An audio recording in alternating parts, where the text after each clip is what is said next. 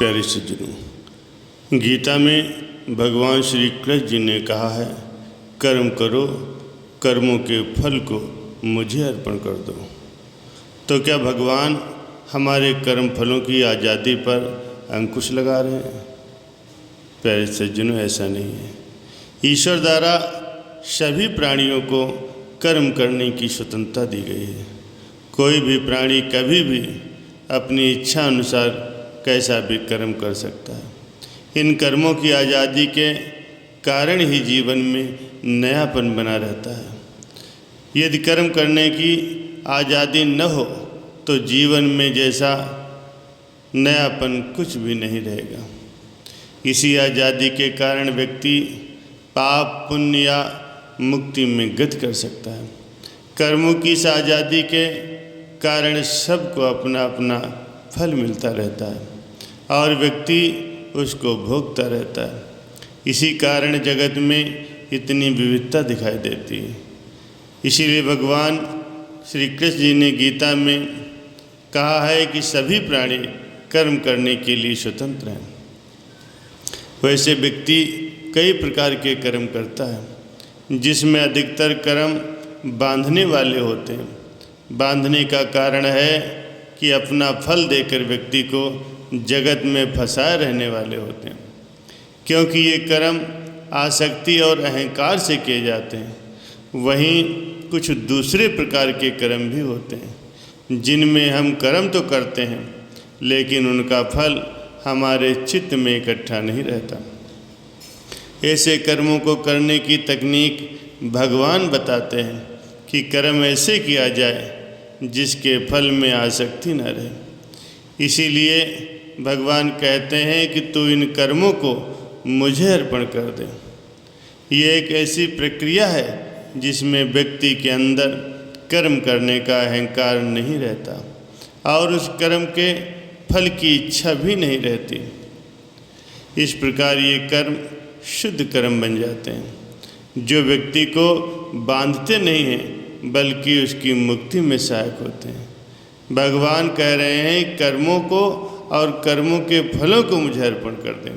तो इसका मतलब ये नहीं है कि हमारे कर्मों और कर्म फलों की आज़ादी पर अंकुश लगा रहे हैं, बल्कि वो कर्म करने की सही विधि हमें समझा रहे हैं, जिससे कर्म भी हो जाए और वो कर्म हमें परेशान भी न करे, अर्थात वो बंधन का कारण भी न बने। प्यारे सज्जनों, बहुत समय पहले की बात है, एक महात्मा जी थे। उन्होंने जीवन भर भगवान का भजन ही किया था। उनकी कुटिया के सामने एक तालाब था। जब महात्मा जी का शरीर छूटने का समय आया तो उन्होंने देखा कि एक बगुला मछली मार रहा है। उन्होंने बगुले को उड़ा दिया। इधर उनका शरीर छूटा तो वो नरक में गए। उनके चेले को स्वप्न में दिखाई पड़ा कि महात्मा जी कह रहे थे कि बेटा, हमने जीवन भर कोई पाप नहीं किया, केवल बगुला उड़ा देने मात्र से ही मुझे नरक जाना पड़ा, लेकिन तुम सावधान रहना। जब शिष्य का भी शरीर छूटने का समय आया तो उसके सामने भी वही दृश्य हुआ। वह बगुला फिर मछली पकड़ रहा था। गुरु का निर्देश मानकर उसने बगुले को नहीं उड़ाया, तो मरने पर वो भी नरक जाने लगा। तो उसने अपने गुरु भाई को आकाशवाणी दी कि गुरु जी ने बगुला उड़ाया था इसीलिए वो नरक गए, लेकिन हमने नहीं उड़ाया इसलिए नरक जा रहे हैं, लेकिन तुम बचना। जब गुरु भाई का शरीर छूटने का समय आया तो संयोग से पुनः वो बगुला मछली मारता दिखाई दिया। गुरु भाई ने भगवान को प्रणाम किया कि भगवान, आप ही इस मछली में हो, आप ही उस बगुले में हो। हमें नहीं मालूम कि क्या सच है क्या झूठ है, क्या पाप है क्या पुण्य है। आप अपनी व्यवस्था देखिए, मुझे तो आपकी चिंतन की डोरी अर्थात भजन सुमरण से ही मतलब है। प्यारे सज्जनों, जब उसका शरीर छूटा तो वह प्रभु के धाम में गया। नारद जी ने भगवान से पूछा, भगवान अंततः वे सब नरक क्यों गए? महात्मा जी ने बगुला उड़ाकर कोई पाप तो नहीं किया। उन्होंने कहा, नारद जी, उस दिन बगुले को कोई भोजन नहीं मिला था, वही उसका भोजन था, लेकिन महात्मा जी ने उस बगुले को उड़ा दिया। भूख से छटपटाता हुआ बगुला मर गया, अतः महात्मा जी से पाप हुआ, इसीलिए वो नरक को गए। नारद जी ने फिर पूछा, लेकिन दूसरे ने तो बगुला नहीं उड़ाया था, फिर वो क्यों नरक गया? भगवान बोले, उस दिन बगुले का पेट भरा हुआ था, वो विनोदवशी मछली पकड़ रहा था, उसे उड़ा देना चाहिए था। शिष्य ने भूल की, इसी पाप से वो नरक गया। नारद जी ने पूछा, और तीसरा? भगवान ने कहा, तीसरा अपने भजन सिमरन में लगा था, और सारी जिम्मेदारी उसने हमें सौंप दी थी। जैसा होना था वही हुआ, किंतु मुझसे संबंध जुड़े रहने के कारण, मेरे ही चिंतन के प्रभाव के कारण वो मेरे धाम को प्राप्त हुआ।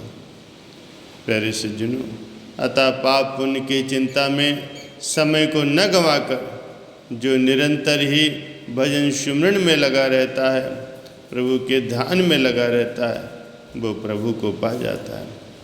जितने समय हमारा मन प्रभु के नाम, रूप, गुण, धाम और संतों की संगत में रहता है, केवल उतने समय ही हम पाप मुक्त रह सकते हैं।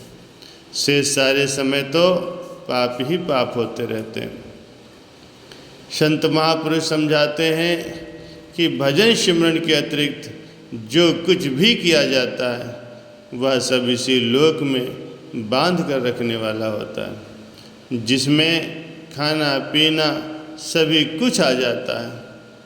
पाप और पुण्य दोनों ही बंधनकारी हैं।